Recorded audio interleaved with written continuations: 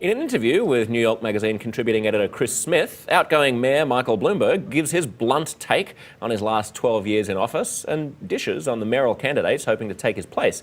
You describe Bloomberg's operating philosophy as, quote, something between noblesse oblige and trickle down, coupled with a genuine desire to see hard work rewarded. What do you mean by that? Well, the mayor, no news here, is a very, very wealthy man.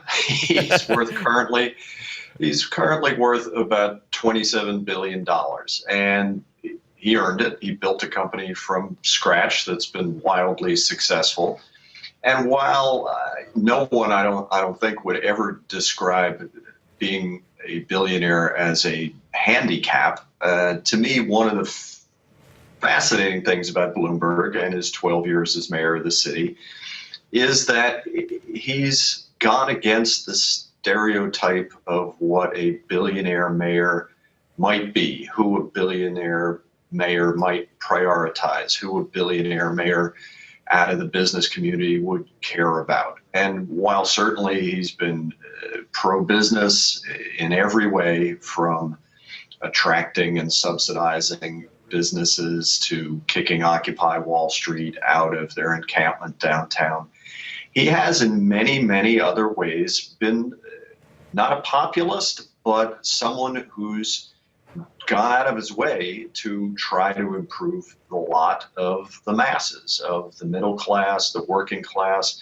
and poor folks. There's a lot of disagreement and will be about the methods Bloomberg has tried to use, but he hasn't governed purely for the elites or even primarily for the elites. He's done a lot of things, whether it's school reform or the way he's run the police department, to public parks, that are beneficial, that have advanced the cause of the many and not the few.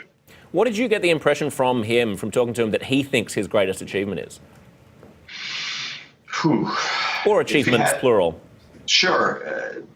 Two things. The smoking ban, which has indisputably saved thousands of lives here in the city and spread across the country and across the globe. Certainly other cities, other places, Nassau County next door to us, California in some ways had smoking bans, but it proliferated after the success here in the city. Number two, he would say public safety. He has said this repeatedly, that he believes the policies of the NYPD have meant 7,000 plus people are alive today who wouldn't be otherwise, because there have been less shootings, because guns have been taken off the streets. But also, he argues persuasively in a lot of ways that coming out of September 11th, 2001, which we're about to have another commemoration in 2 days, people forget how fragile the economic life of the city was back there in 2002. Bloomberg, rallied the business community, gave a lot of confidence to the business community that got us through a tremendous recession.